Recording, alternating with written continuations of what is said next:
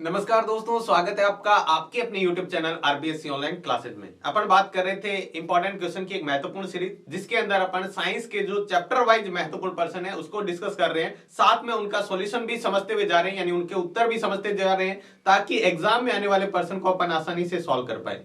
ये हमारे लिए बहुत महत्वपूर्ण पर्सन है। जैसा कि हमने अभी तक, अगर आपने बहुत कुछ नहीं पढ़ा है तो आप इन प्रश्नों को अच्छे से पढ़ के और इन प्रश्नों के जो आपको उत्तर बताए गए हैं इनको अच्छे से तैयार करके आप एग्जाम में अभी भी बहुत अच्छे अंक ला सकते हैं। लेकिन आपने बहुत कुछ पढ़ रखा है तो आप इनको एक तरह से रिवाइज के तौर पे ध्यान में ले सकते हैं कि ये हमारे लिए वो महत्वपूर्ण पर्सन है जो पीछे के एग्जामों में बहुत बार रिपीट हुए हैं या इस बार के एग्जाम की दृष्टि से बहुत ज्यादा महत्वपूर्ण है। तो आज अपन बात करेंगे आपका साइंस का चैप्टर नंबर 11 यानी मानव नेत्र एवं रंग बिरंगा संसार जो है उसके महत्वपूर्ण प्रश्नों के बारे में। पहले जान लेते हैं ब्लूप्रिंट के हिसाब से। ये जो चैप्टर है आपका 4 नंबर का इस बार, जिसके अंदर से एक नंबर का ऑब्जेक्टिव टाइप पर्सन और एक 3 नंबर का पर्सन आने वाला है। तो उसी हिसाब से हम इस प्रश्नों को डिस्कस करेंगे। पहले हम ऑब्जेक्टिव टाइप पर्सन देखेंगे, उसके बाद हम 3-3 अंक में आने वाले प्रश्नों को ध्यान से देखेंगे। तो चलिए हम स्टार्ट करते हैं। सबसे पहले हमारे ऑब्जेक्टिव टाइप के जो पर्सन है इस चैप्टर के, मानव नेत्र और रंग बिरंगा संसार है, जो ह्यूमन आईज का जो चैप्टर है उसके बारे में हम देखते हैं। दोनों ही माध्यम में देखते हुए चलेंगे क्वेश्चन आंसर। तो सबसे पहला हमारा पर्सन है, सबसे पहला हमारा जो क्वेश्चन दिया हुआ है वो ये दिया हुआ है, स्वस्थ नेत्र के लिए किस भाग पर वस्तु का प्रतिबिंब बनता है। ठीक है, आपको ये दिया हुआ है, in which part of normal human eyes aerial image form, यानी कौन से पार्ट पर, जो आईज का कौन सा पार्ट है जिसके ऊपर इमेज फॉर्मेशन होता है, इमेज बनती है। तो आपको ऑप्शन दे रखा है दृष्टि पटल यानी रेटिना पर, दूसरा आपको दे रखा है दृष्टि पटल के सामने यानी इन फ्रंट ऑफ रेटिना, तीसरा आपको दे रखा है दृष्टि पटल के पीछे यानी बिहाइंड द रेटिना, और इनमें से कोई नहीं। ठीक है, तो जो बनता है वो कहां पर बनता है, दृष्टि पटल पर यानी रेटिना पर हमारा प्रतिबिंब बनता है। ये अच्छे से ध्यान रखें, हमारा नेत्र जो है उसके अंदर जो प्रतिबिंब बनता है वो कहां पर बनता है, दृष्टि पटल या रेटिना पर बनता है। दूसरा प्रश्न है, सामान्य दृष्टि के वयस्क के लिए सुस्पष्ट दर्शन की अल्पतम दूरी क्या है, निकटतम दूरी क्या है, यानी जहां पर अपने पास में रखी हुई वस्तु एकदम साफ दिखाई दे वो दूरी क्या है। The least distance of the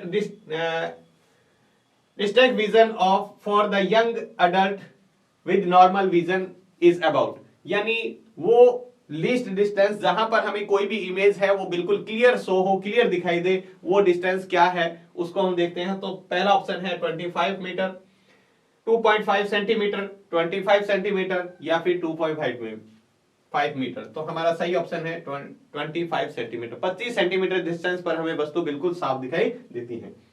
अगला है, अभिनेत्र लेंस की फोकस दूरी में परिवर्तन किया जाता है, परिवर्तन किया जा सकता है किससे, the change in the focal length of an eye lens is caused by the action, किसके कारण, पुतली द्वारा, दृष्टिपटल द्वारा, पक्षमाभि द्वारा या फिर परितारिका द्वारा। तो कौन सा ऑप्शन सही है हमारा, पक्षमाभि पेशियां जो है, स्लाइरी मसल्स जो होती हैं वो क्या करती है, हमारे लेंस को जो फोकस दूरी है, फोकल लेंथ है, उसको क्या कर लेती है, एडजस्ट कर लेती है, समायोजित कर लेती है।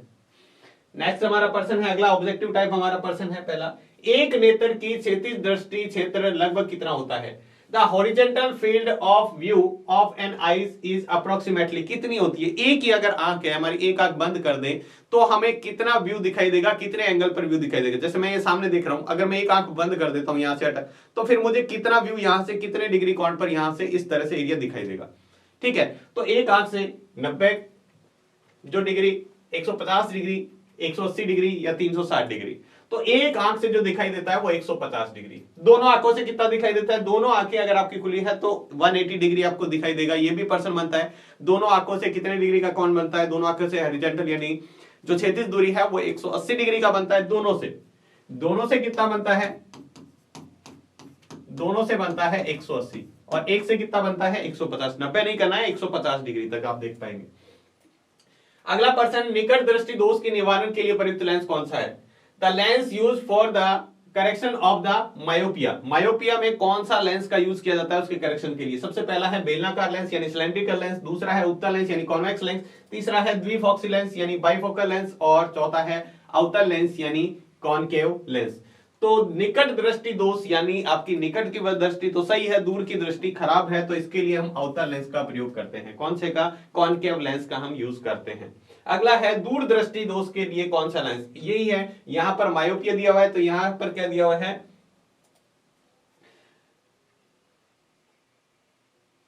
अवतल लेंस यानी यहां पर दूरदृष्टि दोष कह दो या जरा दृष्टि दोष, दीर्घ दृष्टि दोष में जब दूर की वस्तु तो हमें साफ दिखाई देती है, पास की वस्तु साफ दिखाई नहीं देती है, तो इसके लिए कौन से लेंस का उपयोग करते हैं? तो इसके लिए हम अवतल लेंस का उपयोग करते हैं, कॉन्वेक्स लेंस का प्रयोग करते हैं।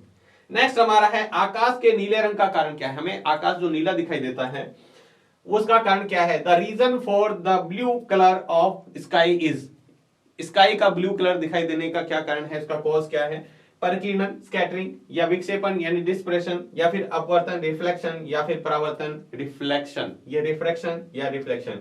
तो आंख जो आकाश का नीला कलर दिखाई देता है वो परिकीर्णन के कारण दिखाई देता है। किसके कारण? परिकीर्णन के कारण। ठीक है। नेक्स्ट हमारा अगला प्रश्न है तारों का टिमटिमाने का कारण क्या है? तारे जो टिमटिमाते हैं, the twinkling of the star is due to, क्या कारण है? परिकीर्णन यानी स्कैटरिंग, विक्षेपण यानी डिस्पर्शन, अपवर्तन यानी रिफ्लेक्शन, रिफ्रैक्शन या फिर परावर्तन यानी रिफ्लेक्शन।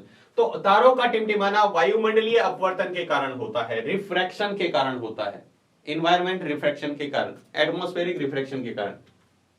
एटमॉस्फेरिक रिफ्रैक्शन यानी वायुमंडलीय अपवर्तन के कारण तारे टिमटिमाते हैं। अगला प्रश्न है स्वस्थ आंख के लिए दूर बिंदु स्थित होता है। The far point of a healthy या normal eyes is located at, यानी जो हमारी नॉर्मल आईज होती है उसका फार पॉइंट कहां पर होता है? दूरस्थ बिंदु क्या है? निकटतम जैसे बिंदु हमने देखा था 25 सेंटीमीटर, वैसे दूरस्थ बिंदु कौन सा है? 25 सेंटीमीटर है, 50 सेंटीमीटर है, 1 मीटर है या फिर अनंत। तो हमारा ऑप्शन जो है अनंत, हम अनंत तक देख पाते हैं, इन्फिनिटी तक हम किसी भी ऑब्जेक्ट को देख पाते हैं। नेक्स्ट हमारा है अंतरिक्ष यात्रियों को आकाश का रंग दिखाई देता है। Astronaut sees the colour of sky, जो एस्ट्रोनॉट्स होते हैं, जो अंतरिक्ष यात्री होते हैं, उनको कैसा कलर दिखाई देता है स्काई का? क्या उनको कलर नीला दिखाई देता है, ब्लू दिखाई देता है, काला कलर दिखाई देता है, ब्लैक दिखाई देता है, सफेद यानी व्हाइट दिखाई देता है, फिर या फिर लाल यानी रेड दिखाई देता है? तो अगर अंतरिक्ष में अपन चले जाते हैं तो हमें आकाश का कलर कैसा दिखाई देगा? काला कलर दिखाई देगा, ब्लैक कलर दिखाई देता है। कैसा कलर दिखाई देता है? ब्लैक कलर दिखाई देता है। तो ये हमारे 10 महत्वपूर्ण ऑब्जेक्टिव टाइप के प्रश्न है, आप इनको अच्छे से तैयार करना है, बिल्कुल क्लियर आपको। अब यहाँ पे प्रश्न आपको इस प्रश्नों को ही घुमा के किसी तरह से पूछा जा सकता है, तो आप उसको अच्छे से तैयार करना है। नेक्स्ट हम बात करते हैं हमारे जो 3-3 नंबर में लघुत्तरात्मक प्रश्न यानी शॉर्ट आंसर टाइप जो क्वेश्चन पूछे जाने वाले 3 नंबर के, वो किस तरह से पूछे जाने वाले वो अपन एक एक को देखते हैं। तो सबसे पहला प्रश्न है हमारा, वो है मानव नेत्र का नामांकित चित्र बनाइए। Draw a label diagram of human eyes. सबसे पहला सबसे महत्वपूर्ण प्रश्न है, आपको मानव नेत्र यानी ह्यूमन आइज का बिल्कुल लेबल यानी आपको नाम के साथ उसका डायग्राम अच्छे से बनाना आना चाहिए। ये आपको प्रश्न पूछा जाने का बहुत ज्यादा चांस है। तो हमें क्या करना है, आंख का नामांकित चित्र बना देना है, ठीक है, और उनके नाम जो है वो लिख देने हैं, ठीक है। सबसे पहले ये क्या होता है, सबसे ऊपर होता है हमारा स्वच्छमंडल, ठीक है, कॉर्निया जिसको हम कहते हैं। दूसरा होता है परितारिका, ठीक है, पुतली, फिर परितारिका जिसको आइरिस कहते हैं, फिर आता है पुतली यानी प्यूपिल, उसके बाद में आता है जो लेंस होता है हमारा वो आ जाता है नेत्र लेंस, उसके बाद में हमारी आ जाती है पक्षमाभि पेशियां यानी मसल्स जो आ जाती है, उसके बाद में यहाँ इसके अंदर काचाभ द्रव्य भरा होता है, ये दृष्टिपटल यानी रेटिना आ जाता है, और ये क्या होती है जो हमारी दिक् तंत्रिका होती है, नर्वस सिस्टम से जुड़ी होती है, वो होती है। तो इसको आपको इस तरह से डायग्राम बनाना आना चाहिए, ठीक है, और साथ में इसके नाम आपको प्रॉपर तरीके से लिखने हैं, तभी आपको इसके पूरे नंबर आपको मिलेंगे। तो सबसे इंपॉर्टेंट पर्सन है यहाँ पर मानव नेत्र का नामांकित चित्र, बहुत ज्यादा महत्वपूर्ण है, इसको बहुत ही अच्छी तरीके से आपको तैयार करना है। दूसरा पर्सन इसी के साथ में, ताकि दोनों 3 नंबर के बनेंगे, वो है नेत्र की समझन क्षमता क्या होती है, समझन क्षमता, तो उसको आपको परिभाषित करना है, ठीक है।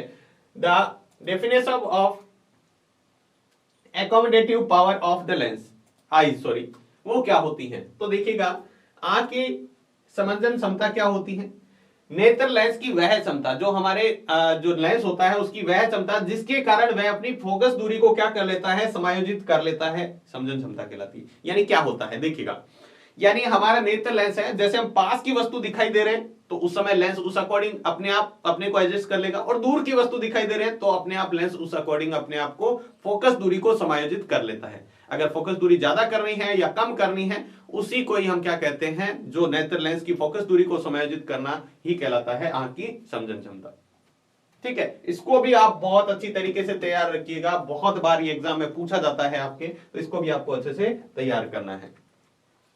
अगला हमारा नेक्स्ट पर्सन है सूर्योदय तथा सूर्यास्त के समय सूर्य का लाल रंग लाल क्यों दिखाई देता है? जैसे सूर्य उदय हो रहा है या सूर्य अस्त हो रहा है उस समय हमें सूर्य का लाल रंग क्यों दिखाई देता है? Why does the color of the sun appear red at the time of sunrise and sunset? Sunrise और सनसेट के समय उसका रेड कलर क्यों दिखाई देता है, उसका आपको कारण लिखना है। तो देखिएगा क्या प्रश्न है, इसका आंसर हम देख लेते हैं पहले का, फिर हम दूसरा प्रश्न देख लें इसका। देखो सूर्योदय और सूर्यास्त के समय क्या होता है, सूर्य का लाल दिखाई देना जो होता है वो परकीनन के कारण होता है। किसके कारण? परकीनन के कारण, या परकीनन की एक घटना है। ठीक है, सूर्य का लाल प्रतीत होने का कारण कि क्षितिज के समीप सूर्य के आने वाले प्रकाश किरणें हमारे आंखों तक पहुंचने से पहले पृथ्वी की वायुमंडल की वायु की मोटी परतों से होकर गुजरता। अब देखो जब सूर्य से प्रकाश हमारे पास पहुंचता है, ठीक है, तो वो क्या करता है, कई बार जैसे सुबह और शाम की बात करें तो हम वायुमंडल के अंदर बात करें तो जैसे मैं यहाँ पे एक छोटा सा आपको डायग्राम बना के बताऊं तो ये जैसे हमारा पृथ्वी है, अब यहां तक इसका क्या है, वायुमंडल है। अब सूर्य जब यहां पर है तो यहां से क्या करेगा, यहां से अगर कोई व्यक्ति यहां पर खड़ा है तो इसके पास इतनी दूर तक यहां पर क्या किया, सूर्य का जो प्रकाश है वो क्या करेगा, वायुमंडल की जो अलग अलग परतें होती हैं उससे बार बार गुजरता है, जिसकी वजह से इतना इसका क्या हो जाता है, प्रकीर्णन इतना हो जाता है कि ये लाल कलर का दिखाई देता है। और इसी समय शाम को भी ऐसा ही होता है, तब भी ऐसा होता है, लेकिन दोपहर के समय इतनी दूरी तय नहीं करता है वायुमंडल के अंदर, इस समय हमें उससे सफेद दिखाई देता है। तो यही लिखना है हमें, सूर्य का लाल रंग प्रतीत होने का कारण है क्षितिज के समीप सूर्य से आने वाला प्रकाश हमारी आंखों तक पहुंचने से पहले पृथ्वी की वायुमंडलीय मोटी परतों से होकर गुजरता है। वायुमंडल की अलग अलग जो परतें होती है, लेयर्स होती है, उनके अंदर से गुजरता है। जब सूर्य हमारे सिर के ठीक ऊपर स्थित होता है तो सूर्य से आने वाले प्रकाश अपेक्षाकृत कम दूरी पर चलता है। जब हम सूर्य का, जैसे हम बात करें, ये हमारा सूर्य है, ठीक है, और ये वायुमंडल है, तो यहां पर जब सूर्य, तो यहां तो इतनी दूरी तय की है इसने, लेकिन इधर से आता है तब इतनी ज्यादा दूरी तय करता है, तो कम दूरी तय करता है, इसलिए हमें श्वेत सूर्य दिखाई देता है, यानी सफेद दिखाई देता है। तो ये आपको अच्छे से ध्यान रखना है। किसके अंदर, जब आपसे पूछा जाए सूर्योदय और सूर्यास्त के समय लाल क्यों दिखाई देता है, तब आपको ये लिखना है। नेक्स्ट है प्रकाश का विक्षेपण। प्रकाश का विक्षेपण क्या होता है, वर्ण विक्षेपण कह दो या विक्षेपण कह दो। देखो ये प्रश्न वर्ण विक्षेपण के रूप में भी पूछा जा सकता है या विक्षेपण। देखो हम बात करते हैं प्रिज्म की। प्रिज्म क्या होता है, एक कांच का टुकड़ा होता है जिसके अंदर 2 त्रिभुजाकार और 3 आयताकार फलक होते हैं, ठीक है। देखिएगा जब ये श्वेत प्रकाश की बात करें हम, जब सूर्य का श्वेत प्रकाश किसी प्रिज्म में से गुजरता है, जब सूर्य का श्वेत प्रकाश किसी प्रिज्म में से गुजरता है तो वो अपने 7 मूल रंगों में विभक्त हो जाता है। जो इसके 7 मेन कलर होते हैं, 7 मेन कलर कौन से, जो हमें इंद्रधनुष में दिखाई देते हैं ना, उसमें 7 कलर होते हैं, वो सातों कलर यहां पे आपको दिखाई देते हैं। और प्रकाश की इस घटना को हम क्या कहते हैं, विक्षेपण कहते हैं, प्रकाश का विक्षेपण। अब ये 7 कलर है कौन कौन से, वो है सबसे पहला बैंगनी, जामुनी, नीला, हरा, पीला, नारंगी और फिर लाल कलर। ये 7 कलर क्रम वाइज दिखाई देते हैं। हम इसको, हमने जो ट्रिक याद रखी है, मतलब एक याद रखने का एक क्रम है, वो भी आप ये जैसे याद रखें, VIBGYOR,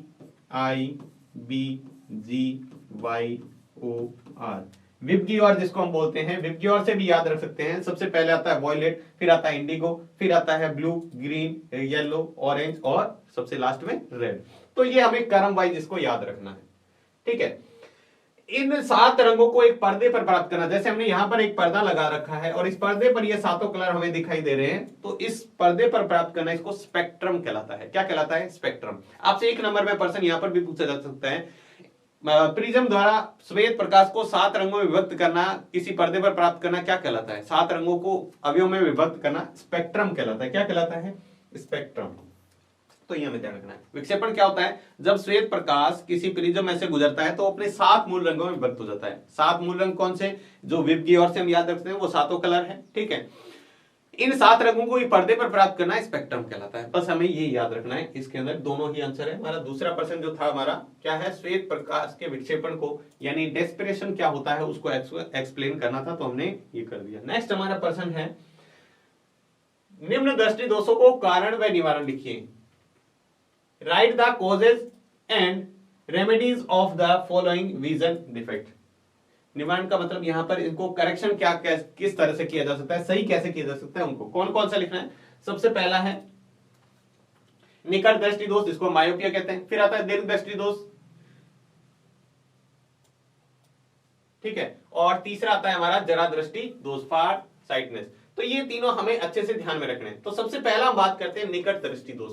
अब निकट दृष्टि दोष में हमें क्या याद रखना है, पहले तो वो देख लेते हैं। सबसे पहले आपसे पूछे निकट दृष्टि दोष परिभाषा या मायोपिया क्या है। निकट दृष्टि दोष का मतलब निकट की वस्तु तो साफ दिखाई देती है, दूर की वस्तु साफ दिखाई नहीं देती है, उसे निकट दृष्टि दोष कहते। इसका कारण क्या है, आपको देखो वो तो लाइन लिखनी है, आप अपनी इस नाम से ही लिख कर सकते हैं। निकट का मतलब निकट की वस्तु तो साफ दिखाई देती है, दूर की वस्तु साफ दिखाई नहीं देती है। ठीक है, इसके कारण क्या है, कारण पहला है अभिनेत्र लेंस की वक्रता का अधिक हो जाना। अभिनेत्र लेंस है उसकी वक्रता का बढ़ जाना, ठीक है, उसकी गोलाई का बढ़ जाना। या फिर दूसरा है नेत्र गोलक का लंबा हो जाना। नेत्र गोलक क्या हो जाता है, लंबा हो जाता है, जिसकी वजह से हमें क्या होता है, उसका वो कलर जो निकट दृष्टि दोष है वो हो जाता है। तो क्या हो जाता है, निकट दृष्टि दोष हो जाता है।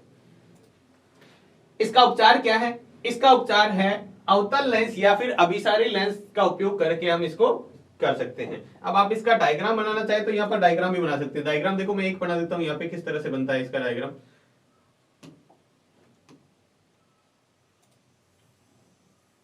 ये यहाँ पर लेंस हो गया, ठीक है। अब यहाँ पे क्या होता है, जैसे प्रकाश किरणें ये आ रही है, ठीक है, तो पहले ही क्या हो जाता है, इसका प्रतिबिंब बन जाता है। बनना तो कहां चाहिए था, ये रेटिना पर बनना चाहिए था, पहले ही बन जाता है। फिर इसके उपचार के लिए हम करते हैं तो किस तरह से, देखो आपको डायग्राम बनाना है, ध्यान रखना, आपको डायग्राम भी बनाना है। अब देखो हमने क्या लगा दिया यहाँ पर, इसके सही के लिए पहले ही अवतल लेंस लगा दिया है। अवतल लेंस प्रकाश किरणों को क्या कर देता है, फैला देता है, तो इसने प्रकाश किरणों को थोड़ा थोड़ा फैला दिया। अब ये जो लेंस बनेगा प्रतिबिंब वो बिल्कुल रेटिना के ऊपर बनेगा, बिल्कुल कहां बनेगा, रेटिना के ऊपर बनेगा। तो ये हमारी कौन सी थी, निकट दृष्टि दोष युक्त आई, जिसमें दोष था, इसमें हमने सही कर दिया। तो कौन से लेंस का उपयोग किया है हमने, अवतल या फिर अपसारी लेंस जिसको कहते हैं, उसका उपयोग किया है। ठीक है, दूसरा हम इसी तरह से देखते हैं दीर्घ दृष्टि दोष या फिर दूर दृष्टि दोष, हाइपरमायोपिया।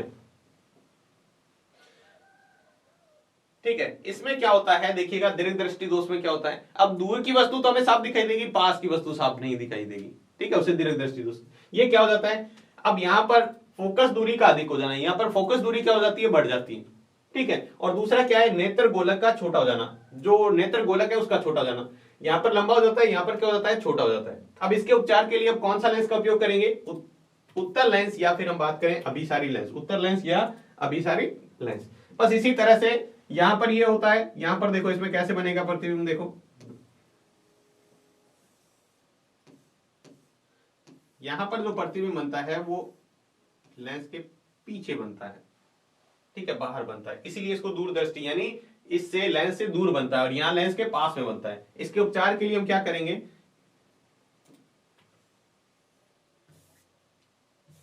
आपको डायग्राम जरूर बनाना है अच्छे से, आप एक दो बार प्रैक्टिस करोगे, ज्यादा अपने को डिजाइन बनाने की जरूरत नहीं है। अब देखो यहां पर हमें क्या करना है, यहां लगा दो। अब ये पहले से प्रकाश किरणों को क्या कर देता है, इकट्ठा कर देता है, बाकी प्रकाश किरण फिर यहां पर आके एकत्रित हो जाती है। तो हमने कौन सा लेंस लिया है, उत्तल लेंस। तो हम निकट दीर्घ दृष्टि दोष में उत्तल लेंस का प्रयोग करते हैं, जबकि निकट दृष्टि दोष में अवतल लेंस का, जबकि दूर दृष्टि दोष में किसका, उत्तल लेंस का प्रयोग करते हैं। तीसरा आता है हमारा जरा दृष्टि दोष, फार साइडनेस क्या होती है, देखिए इसमें क्या होता है, उम्र बढ़ने के साथ ये रोग हो जाता है, जिसमें ना तो दूर की वस्तु साफ दिखाई देती है, ना ही पास की वस्तु साफ दिखाई देती है। दूर की वस्तु भी साफ नहीं दिखाई दे रही है, पास की वस्तु भी साफ नहीं दिखाई दे रही। तो इसमें कारण क्या है, नेत्र लेंस या मांसपेशियों का लचीलापन कम हो जाता है। उम्र बढ़ती है तो धीरे धीरे हमारा नेत्र है उसका लचीलापन और मांसपेशियों को खींचने और सिकुड़ने का भी लचीलापन जो है वो कम हो जाता है, जिसके कारण हमें ना तो पास की वस्तु साफ दिखाई देती, ना ही दूर की वस्तु साफ नहीं दिखाई देती। अब इसके उपचार के लिए हमें क्या है, द्विफॉक्सी लेंस का उपयोग करते हैं। द्विफॉक्सी लेंस मतलब जिसके अंदर दोनों ही लेंस लगे होते हैं, उत्तल लेंस भी होता है, अवतल लेंस भी होता है। ऊपर हमारा अवतल लेंस होता है, जबकि नीचे हमारा उत्तल लेंस लगा होता है। जैसे आपने चश्मा के अंदर देखा होगा, जैसे हम चश्मा का एक कांच की बात करें तो इस तरह से एक ग्लास के अंदर इस तरह से लगा होता है। ये ऊपर वाला भाग है वो तो है अवतल का, और ये जो भाग है वो है उत्तल का। वो कौन सा है, उत्तल का। ठीक है, तो ये होता है हमारा जरा दृष्टि दोष में। नेक्स्ट हम अगला महत्वपूर्ण पर्सन बात करते हैं। इसके अंदर भी हमारे दो महत्वपूर्ण पर्सन हैं, दो पार्ट में आपके पर्सन आने के चांसेस है, तो इसी हिसाब से हम पर्सन डिस्कस कर रहे हैं। पहला इसका पर्सन जो है वो है इंद्रधनुष बनने की प्रक्रिया को समझाइए, इंद्रधनुष कैसे बनता है उसको आपको एक्सप्लेन करना है। और दूसरा हमारा जो पर्सन है वो है तारे क्यों टिमटिमाते हैं, वो भी आपको बताना है। ठीक है, तो पहला प्रश्न है, देखो इंद्रधनुष कैसे बनता है। इंद्रधनुष में हमें पता है इंद्रधनुष कैसे बनता है। इंद्रधनुष हमेशा क्या बनता है, वर्षा के बाद में, जैसे बरसात खत्म हो जाती है उसके बाद में बनता है, और सूर्य के विपरीत दिशा में, जिधर सूर्य है उसके उल्टी दिशा में बनेगा। जैसे अभी सूर्य इधर पूर्व में है तो फिर पश्चिम में क्या बनेगा, उसका इंद्रधनुष बनेगा। ठीक है, यहां पर क्या होता है, जल की जो छोटी छोटी बूंदें होती है, बरसात के बाद में क्या होती है, वायुमंडल के अंदर छोटी छोटी जल की बूंदें रह जाती है, वो प्रिज्म की तरह कार्य करती है। वो छोटे छोटे किसकी तरह कार्य करती है, प्रिज्म की तरह कार्य करती है। सूर्य से आपतित प्रकाश की किरण, जब सूर्य से आने वाली प्रकाश किरण उस बूंद के अंदर अपवर्तित होती है, जैसे बूंद के अंदर जाएगी तो वहां पर क्या होगा, देखो अब पानी, हवा से पानी में प्रकाश किरण जा रही है तो वहां पर अपवर्तन भी होगा और विक्षेपण भी होता है। विक्षेपण मतलब वो 7 मूल रंगों में विभक्त हो जाना। प्रिज्म की तरह कार्य कर रही है तो मतलब 7 रंगों में विभक्त कर देगी, और मोड़ भी देती है मतलब अपवर्तन भी हो रहा है। तो उस प्रकाश की किरण का अपवर्तित तथा क्या हो जाती है, विक्षेपित हो जाती है। इसके पश्चात इससे आंतरिक परिवर्तन होता है, फिर इसके बाद में इसका आंतरिक परिवर्तन होता है। अंततः वापस जल की बूंद क्या होती है, उस पानी से बाहर आती है। जैसे मान लो जल की बूंद है, यहां से प्रकाश किरण गया, ठीक है, यहां से अपवर्तन भी हुआ, ये 2 रंगों में विभक्त हुई, अब वापस यहां से बाहर आएगी तो दोबारा से इसका अपवर्तन भी होगा, ये होगा। ठीक है, अंततः जल की बूंद बाहर निकलते समय प्रकाश को पुनः अपवर्तित कर देती है, फिर दोबारा से अपवर्तन होता है। अब प्रकाश किरण कैसे जानी चाहिए थी, जानी तो ऐसी चाहिए थी, लेकिन ये अपवर्तन होकर यहाँ पे ऐसे आती है, दोबारा से 2 बार अपवर्तन हुआ है। प्रकाश के परिक्षेपण तथा आंतरिक परावर्तन के कारण, प्रकाश के विक्षेपण और आंतरिक परावर्तन के कारण क्या होते हैं, उसको प्रेक्षक तक पहुंचने में, आंखों तक हमारे जो पहुंचती है पृथ्वी तक, तब हमें उसके 7 रंग दिखाई देते हैं। ऐसी बहुत सारी बूंदे, एक बूंद है वो बहुत सारी बूंदे मिलकर हमें इस तरह से दिखाई देती है, क्योंकि पृथ्वी हमारी गोल है और इस तरह से हमें दिखाई देती है। हम यहाँ पर पृथ्वी पर खड़े हैं तो हमें इस तरह से इतनी इतनी दूर में क्या होता है, इंद्रधनुष दिखाई देता है, क्योंकि ये प्रकाश की किरणें वहां से परावर्तित होकर हमारी आंखों तक पहुंच रही है, बाकी नहीं पहुंच रही तो हमें दिखाई नहीं देता है। तो इस तरह से इंद्रधनुष बनने का हमें ध्यान रखना है। दोबारा से देखिएगा, ध्यान से समझिएगा, प्रश्न बहुत इंपॉर्टेंट है। क्या है, इंद्रधनुष हमेशा वर्षा के बाद में बनता है और सूर्य के विपरीत दिशा में बनता है। इसके अंदर जो वायुमंडल के अंदर जो पानी की बूंदें होती है वो प्रिज्म की तरह कार्य करती है। किसकी तरह, छोटे प्रिज्म की तरह। इसके अंदर जब प्रकाश की किरण इसके अंदर प्रवेश करती है तो अपवर्तन तथा विक्षेपण दोनों ही होता है। ठीक है, अब उसके बाद में वो क्या होता है, विक्षेपण के कारण वो 7 मूल रंगों में विभक्त हो जाती है। वापस पुनः प्रकाश की किरण बाहर निकलते हुए, अब वापस उससे बाहर निकलते हुए क्या हो जाता है, एक बार और अपवर्तन होता है, और जब हमारे नेत्र तक वो पहुंचता है तो उसके 7 रंग हमें दिखाई देते हैं, जिसकी वजह से इस तरह से बहुत सारी बूंदें मिलकर हमें इंद्रधनुष दिखाई देने का कारण बनता है। अगला हमारा प्रश्न है, तारे क्यों टिमटिमाते हैं। तारे टिमटिमाने का कारण क्या है, तारे टिमटिमाने का कारण है वायुमंडलीय अपवर्तन। क्या है, वायुमंडलीय अपवर्तन। Why do star twinkling, ये लिखना है, और explain the process of formation of rainbow, rainbow का फॉर्मेशन कैसे होता है, और स्टार का ट्विंकल होना के का क्या कारण है, कैसे होते हैं, वो आपको समझाना है। तो सबसे पहले बात करें तो तारों का टिमटिमाने का कारण है प्रकाश का वायुमंडलीय अपवर्तन। तारों का प्रकाश पृथ्वी के वायुमंडल में प्रवेश करता है, करने के पश्चात पृथ्वी के पृष्ठ पर पहुंचने तक प्रकाश का निरंतर अपवर्तन होता है। अब आपको पता है, हमें पता है, पृथ्वी तक पहुंचेगा तो बहुत सारे वायुमंडल है, यहाँ पर वायुमंडल के अंदर अलग अलग परतें होती है, तो बार बार उसका क्या होता है, अपवर्तन होता रहता है। ठीक है, बार बार अपवर्तन होता है, जिससे हमें क्या होता है, तारे की आभासी स्थिति और वास्तविक स्थिति भिन्न भिन्न प्रतीत होती है, जिससे हमें क्या, अपवर्तन के कारण उसकी एक आभासी स्थिति दिखाई देती है। जैसे हम पानी में रखी हुई छड़ मुड़ी भी दिखाई देती है ना, वो उसकी आभासी स्थिति है। तो ऐसे ही हमें एक बार आभासी और वास्तविक स्थिति क्या होती है, अलग अलग दिखाई देती है। ठीक है, यह आभासी स्थिति स्थिर नहीं होती है, मतलब स्थायी नहीं होती, एक जगह फिक्स नहीं है आभासी स्थिति, क्योंकि वायुमंडलीय अपवर्तन क्या होता है, चेंज होता रहता है बीच में। परतें जो है एक फिक्स नहीं है कि इस लेयर के बाद में ये आगे पीछे भी होती रहती है, ऊपर नीचे भी होती रहती है, जिस वजह से थोड़ी स्थिति उसकी बदलती रहती है। क्योंकि पृथ्वी के वायुमंडल में भौतिक अवस्था स्थायी नहीं है, भौतिक अवस्था स्थायी थोड़ी है, जिससे तारे की आभासी स्थिति विचलित होती रहती है। तारा की आभासी स्थिति क्या होती रहती है, बार बार बदलती रहती है, जिस कारण हमें तारे टिमटिमाते हुए नजर आते हैं। अब वो तारे की स्थिति एक बार यहां दिखाई देगी, फिर जस्ट उसके पास में दिखाई दे रही, तो एक बार वो दिख रहा है, एक बार वो दिख रहा है, इसके आसपास में ऐसे ही बार बार स्थितियां अलग अलग बनती रहती है, जिस वजह से हमें तारे क्या है, टिमटिमाते हुए नजर आते हैं। जबकि ग्रह नहीं टिमटिमाते हैं, ये भी प्रश्न पूछा जाता है। तारे टिमटिमाते हैं पर ग्रह क्यों नहीं टिमटिमाते, ये भी प्रश्न आपसे पूछा जाए तो लिख लेते हैं, तारे जो है वो पृथ्वी से बहुत अधिक दूरी पर है, जिसकी वजह से वायुमंडल में ज्यादा बार अपवर्तन होता है, जिससे उसकी आभासी स्थिति दिखाई देती है। जबकि ग्रह जो होते हैं वो पृथ्वी के पास में होते हैं, तो उतना अपवर्तन नहीं हो पाता, जिस वजह से हमें क्या है, जो ग्रह है जो है वो टिमटिमाते हुए नजर नहीं आते। ठीक है, तो इस तरीके से हम इसको एक्सप्लेन करके समझा सकते हैं। तो ये थे इस चैप्टर 11 के महत्वपूर्ण प्रश्न। उम्मीद है आपको अच्छे से समझ में आ गए होंगे। अब आप उनको अच्छे से तैयार कीजिएगा, एग्जाम में आने के बहुत ज्यादा चांसेस है। तो आपको इनको अच्छे से तैयार करना है, समझना है और साथ में एक बार लिखने की प्रैक्टिस करनी है ताकि इनको अच्छे से तैयार कर पाओ। तो आज की वीडियो में बस इतना ही, मिलते हैं नेक्स्ट वीडियो में अगले चैप्टर के महत्वपूर्ण प्रश्नों के साथ। तब तक के लिए धन्यवाद।